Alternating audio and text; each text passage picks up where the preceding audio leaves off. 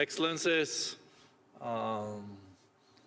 ladies and gentlemen, warm welcome to Prime Minister Sánchez. I see a lot of other European leaders here too, wanting to hear the message from Prime Minister Sánchez. This is your fourth time, or really your fifth time in Davos, if you also include the digital Davos. And it's always a great pleasure to welcome you back, Prime Minister. I think throughout your term of office, you have always underlined the importance of EU matters and European cooperations, and I think that has yielded clear results for Spain, and Spain has become even more an indispensable voice in European affairs and standing up for European values in an era of deep polarization. We're gathered here at the most challenging geopolitical and geoeconomic backdrop for decades, but there is also hope and silver linings. I think your government has shown that it's possible to revive growth even in challenging times and with reforms. Well, and you've been putting Spain at the forefront of the twin transition, leading the country's digital transformation and steering it towards a more ecological, sensible future. So also in our reports, this is very much underlined. So Prime Minister, we look forward to continuing the debate and look forward to hear your message. And we're so happy to see you back physically here in Davos. So, Mr. Prime Minister. Well, thank you, Board, and good afternoon, everyone.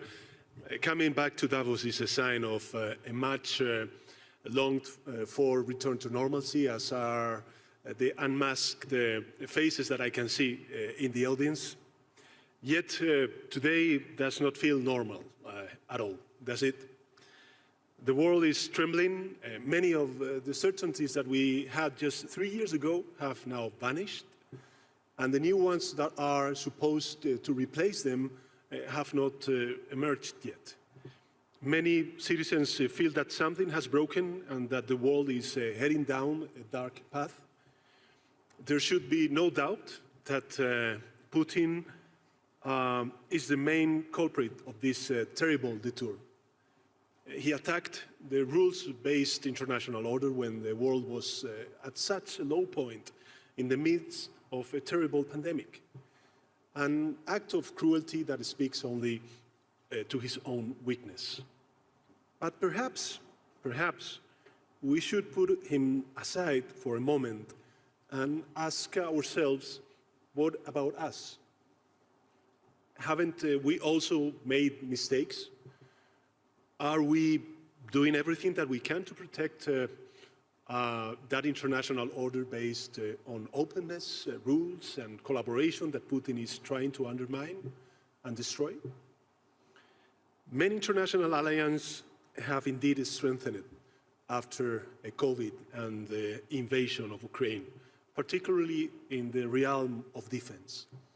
But are we not only seeing borders become more closed to both people and goods, and support for many multilateral organizations fade? Are we doing enough to fight inequality and social injustice and to prevent further autocratic leaders like Putin from emerging? And what is equally important, are we doing everything in our hands to tackle climate change, or are we using this crisis again as an excuse to slow down the green transition? I believe this to be the right moment and the right place to ask ourselves these questions and to realize that if the answer is no to any of them, then it means that we need to wake up. Because there is much at stake, much more than the performance of our economies on the next quarter. Our present struggle is not only against Putin or the energy shortage, it is also against fear, mistrust, selfishness, xenophobia, and environmental disaster. And its outcome will define life in the West and beyond for decades to come. That is why I think that we should do more. We should do more, that we should use this opportunity to remake and strengthen our international architecture, to redouble our commitment to our liberal and democratic values, and to craft new rules and new leadership that will allow us to effectively overcome the great challenges of our time, such as climate change and, as I said earlier, inequality. If not now, when? If not us, who? Since I am giving a speech, the only thing I can offer are words, but words can become something powerful. They can become promises. And here is mine. My country, Spain, will step up to the challenge. My country, my government, will stand in at the front line with those nations committed to fight for a world driven by social collaboration and environmental responsibility, and not by fragmentation and short-termism. And Spain will do this by actively engaging in the four main threats that the world is currently facing. The first, the pandemic, which unfortunately is not over yet. Spain is the fifth country in the world that has donated more COVID vaccines, more than 70 million doses. And we will keep doing so until countries in the global south have the same access as those in the north. Second, we will continue to help Ukraine in its struggle for freedom. Last year, Spain created the largest humanitarian aid package in its history for the Ukrainian people, provided military support worth more than 300 million euros, and received more than 150,000 Ukrainian refugees. And this support will not stop until Putin withdraws his troops and Ukraine becomes once again the independent and prosperous country that once was. So, President Zelensky, we have your back. Third international threat in which Spain will keep its commitment, the energy crisis. Last year, my country voluntarily reduced its electricity consumption by 7.5% compared to our historic average, and its consumption of natural gas by 23%. And we have contributed to the European security of supply by increasing exports of electricity and gas to the European Union to the limit of our capacity.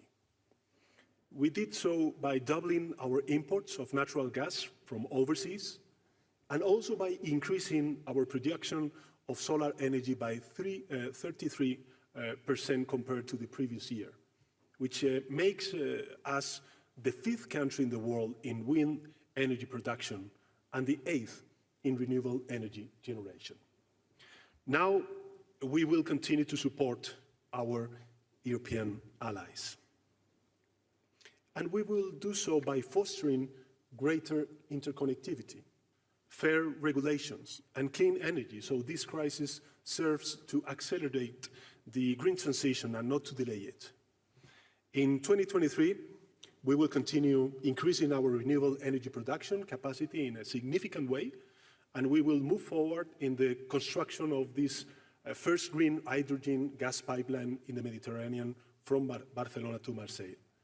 And we will start building 2 mega plants of green methanol that will create up to 85,000 jobs and fuel the future vessels of the largest shipping company in the planet. So I believe that Spain has outstanding conditions for the development of this kind of energy.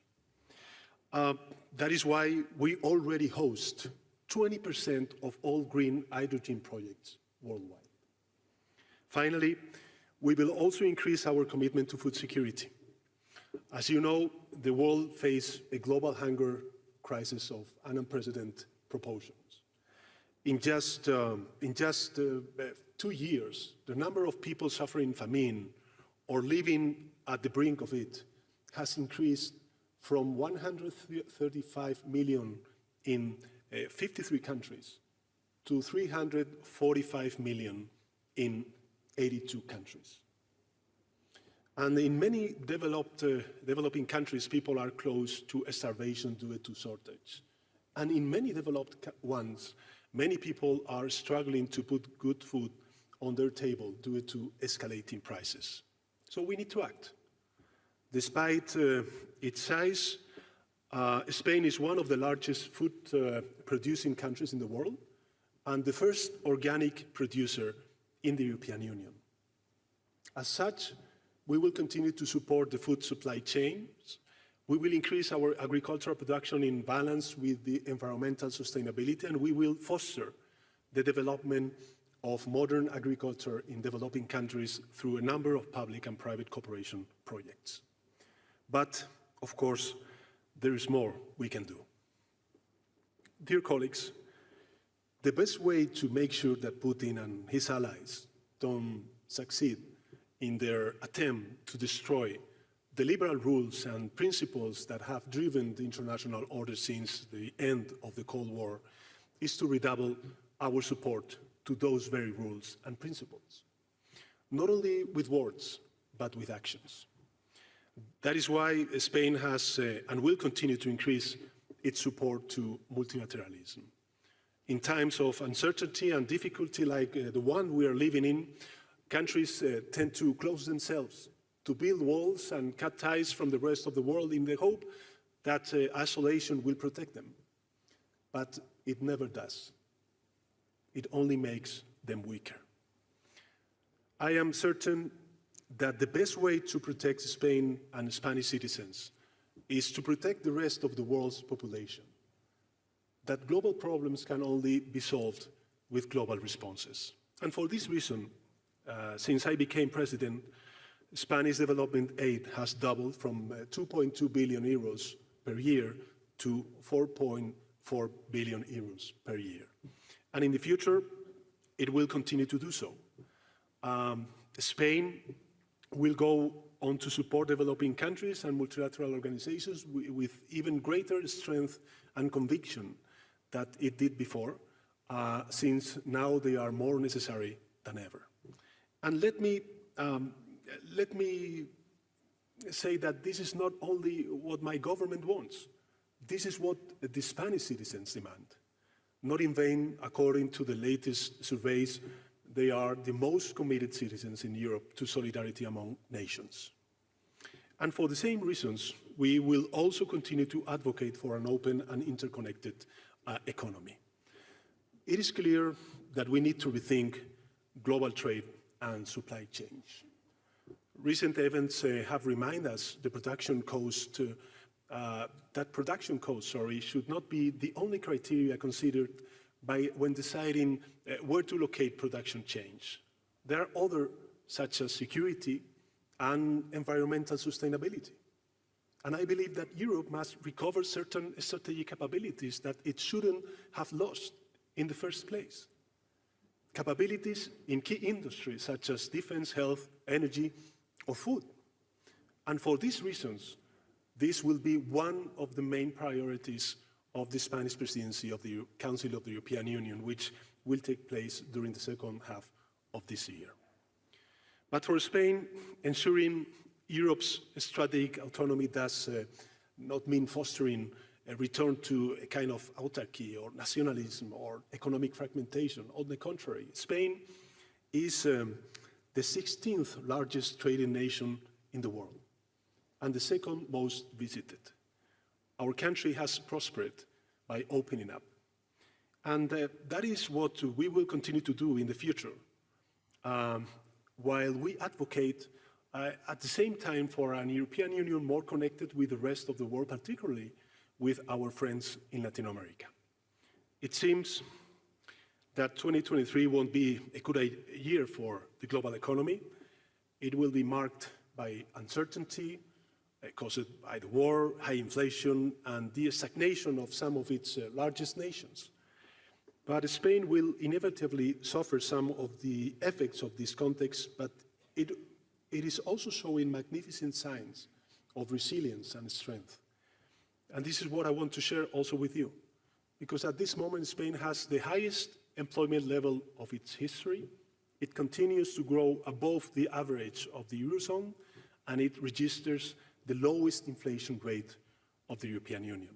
In fact, all international organizations agree that Spain will be one of the Western economies that will better navigate this period of uncertainty and economic slowdown. And they predict that it will continue to grow and advance in the path of convergence and progress along which it has been advancing for the last 30 years. We have a first-class network of physical and digital infrastructures, a well-trained and highly educated workforce, a dynamic and cutting-edge private sector, and institutional stability. And we also have a plan of structural reforms underway that has already invested more than 43 billion euros from the Next Generation European funds. The global economy needs, today more than ever, reliable partners that can be trusted, and Spain will be one of them. Supporting economic openness and multilateralism will be crucial to protect the global order that Putin is trying to destroy. But there's one more crucial thing that needs to be done. We have to fight the rotten seeds that Putin has planted in our own countries. Let's not forget that Russian autocrat is not alone in his reactionary aspiration of fracturing the world and turning back the clock. He has some allies in Europe. Now they hide their sympathies and connections with Putin, but just some years ago, they were visiting him and praising his ways. So we must prevent these political forces from reaching the institutions and destroying the European Union from the inside, because the threat is very real, especially in those countries where these far-right forces have the support of mainstream conservative parties, which are opening the doors of governments. So we will fight them back with the same determination and conviction that the Ukrainians are fighting the Russian forces, but of course with different weapons. Our weapons will be democracy, transparency, and effective policies. And for me, this is the last point, and this point is crucial, because it's time to deliver. In most Western countries, inequality is rising and social mobility has stalled. Our citizens are losing purchasing power. They are struggling to find a decent job, to buy a proper house, to provide good education for their kids. To many of them, it is impossible to save for a well-deserved vacation, let alone to have a decent retirement or a private health insurance. Meanwhile, the number of billionaires keeps growing, and large multinational companies keep increasing their benefits even at the backs of others. How can we ask our citizens to put up with inflation a little longer when some big companies pay zero taxes thanks to the fiscal paradise and the holes in the international regulations that we allow to exist? And I'm asking you, global elites, to help us change this situation. 100 years ago, when the world was still ruled by old aristocracies, it would have been naive and pointless to do so. But things have changed. Today, many of you come from working and middle-class backgrounds. You're leaders that have been democratically elected by your citizens, business people that made your own fortune through hard work. And that is why you know that the system is not fair, that is filled with injustice and inequality, that it is time to fix it. It is time that our economy and policies focus again in what really matters, the well-being of the people. Because if they cannot deliver that, what's the point of protecting them? My government is committed to this goal, Boards. Over the past 10 months, we have devoted more than 45 billion euros of public funds to help citizens, companies deal with the inflationary wave and the energy crisis. We have mobilized all the financial and legal resources of the state to protect them by cutting taxes, fostering free public transport, providing direct aids to SMEs and households, industries, and acting on the electricity and the housing markets. These measures have helped us to reduce inflation by 5 points in 5 months and to make this crisis a bit more bearable to many. Thus, we will continue to hold and expand them until prices moderate and decent life becomes affordable again. So, my dear colleagues, the world is facing a major peril whose threat goes beyond the Russian gas supply or the fate of Ukraine. We all must act to the limits of our capacity, limits that should not be determined by the scale of our GDP or by old rules that we never approved. It should be set by the needs and rights of our citizens. Their welfare should be the measure of our success. So let's deliver. Thank you.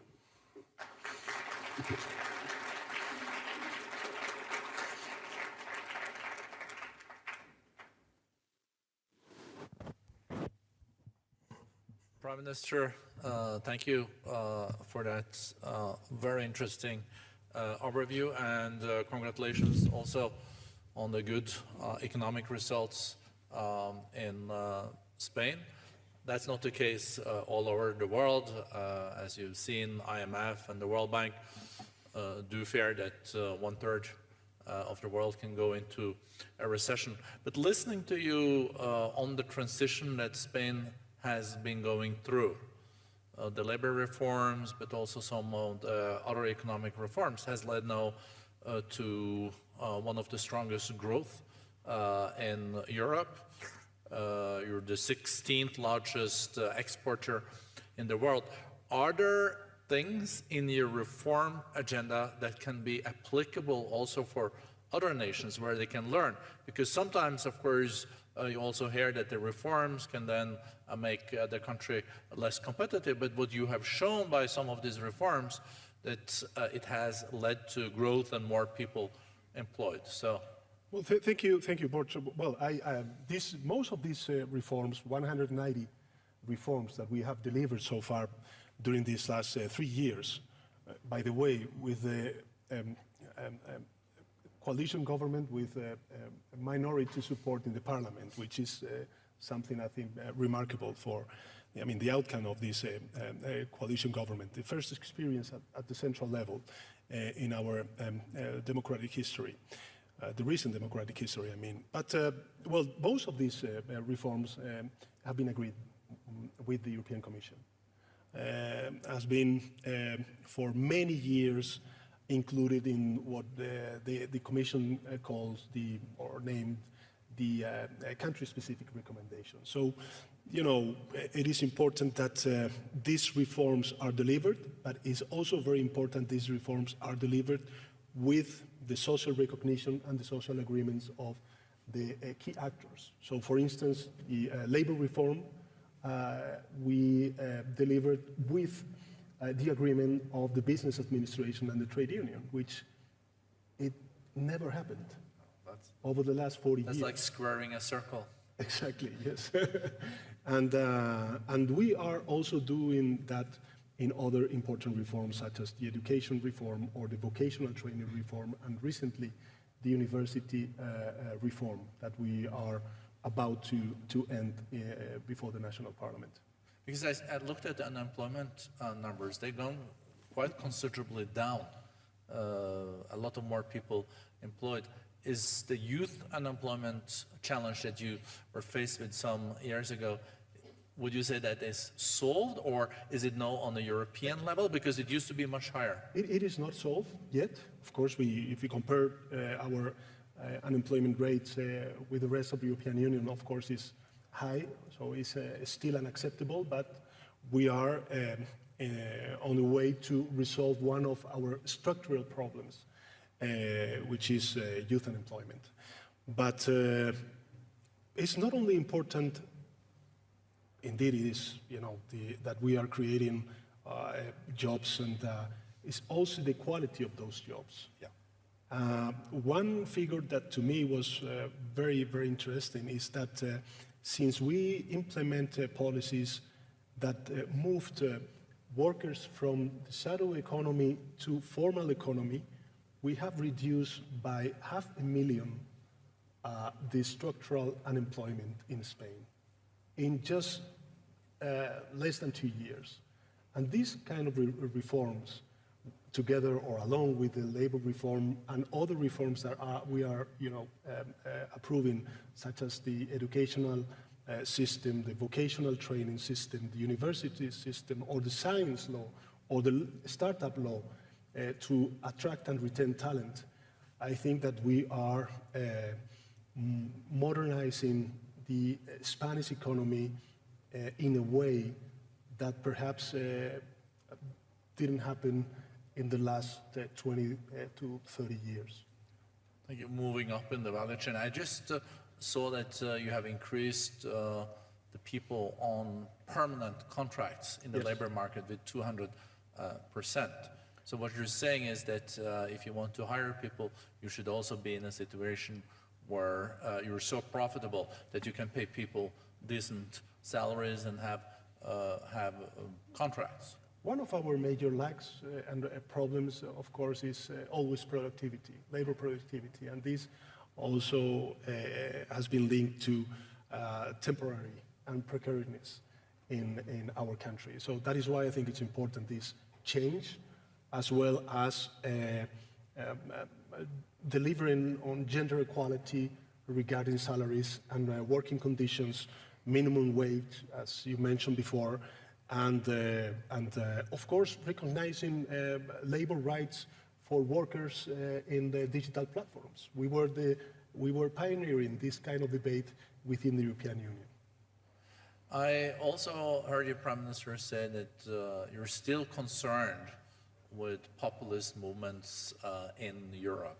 You mentioned that there are still key players that don't necessarily stick to what is at the core of the values you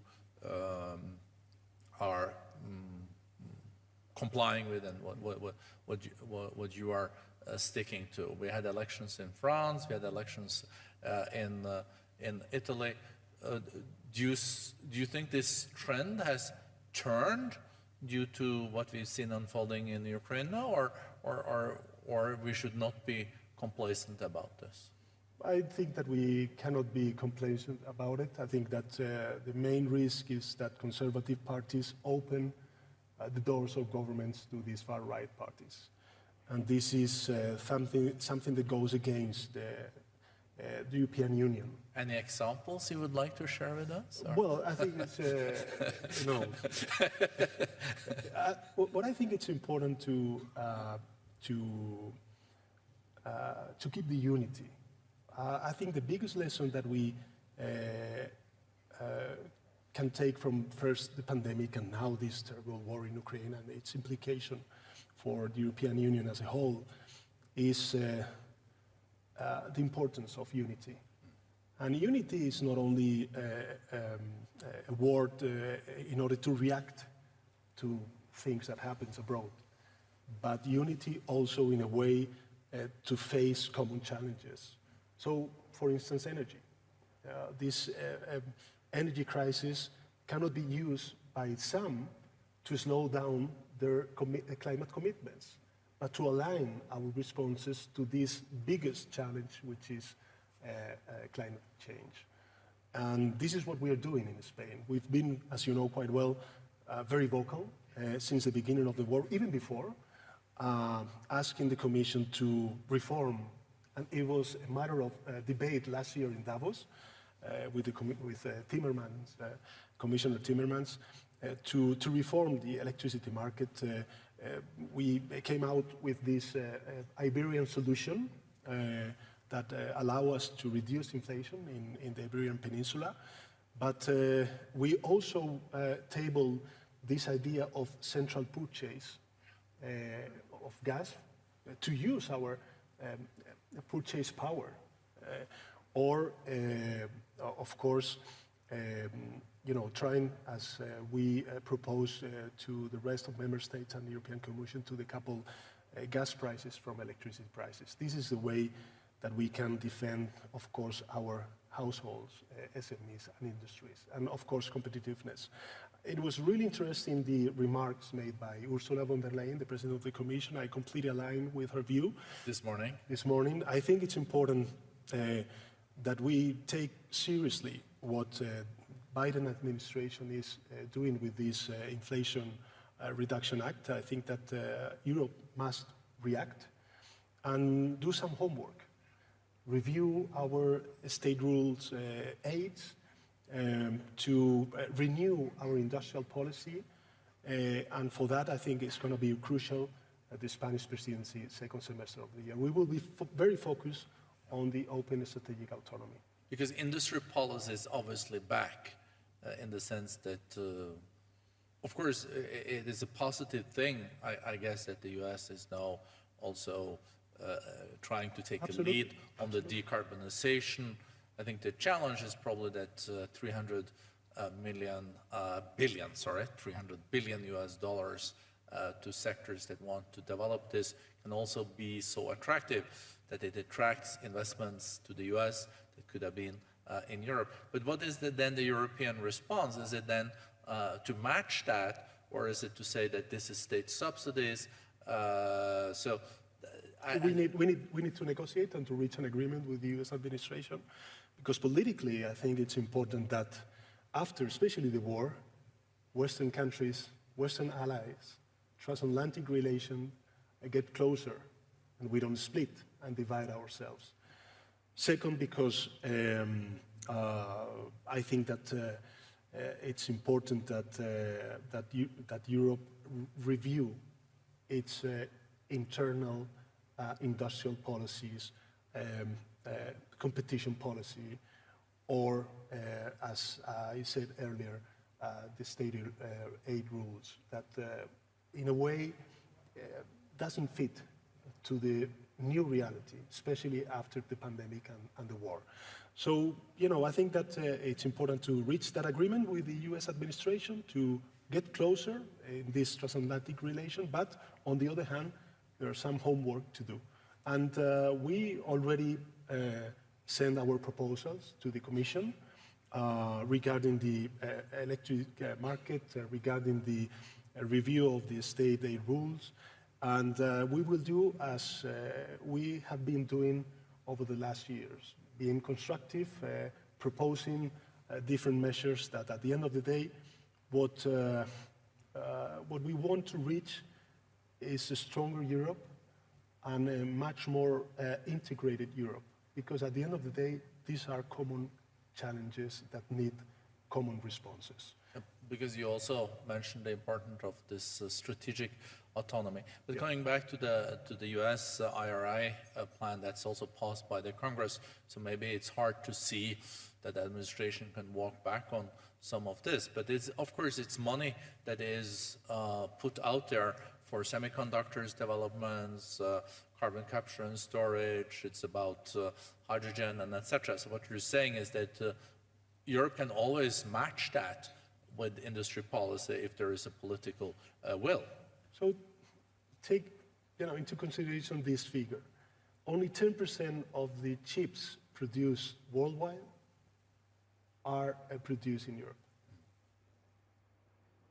So we need to take some lessons from the past, mistakes that we committed, as I mentioned earlier in my remarks, and to develop this idea of an open, and I remark open, strategic autonomy, because we need that in defense, health, food, or this new industry of chips and semiconductors. Because when you speak with the CEOs of these global companies, what they tell you is that there's an expectation of doubling the demand of semiconductors and chips also in Europe. So I think that it's crucial for all of us to have this new industrial policy and to develop this idea of the strategic autonomy. And by the way, I think it's also very important for Europe to look abroad and to focus, of course, and keep this unity along with the US administration, but also, why not, with Africa and Latin America. And this is going to be one of my goals, to have this bilateral summit together with Latin American and Caribbean countries, and also with the southern neighborhood countries in the Mediterranean. And of course, since the president of Serbia is here, a good friend, we will also host and convene in Granada this very important meeting of the European political community, which I think is a very good idea to share strategies, reflections, and to create synergies among different European countries. So, you know, I think that Europe has a lot of opportunities in this very difficult moment, but we need to be ambitious, and we need to, as I said earlier, to wake up and deliver. No, I see President Alexander Vučić is listening very carefully. He's a good friend. First row. No, thank you very much, Prime Minister. I would have liked the conversation to continue. No, my colleagues are saying, oh, you know, it has to come to an end. And you should always end when people still want it to continue. But I think we're still there. Answers very, very thoughtful. Thank you for your leadership, and very privileged to have you back in Davos. Thank you, Prime Minister. Thank you. Thank you very much.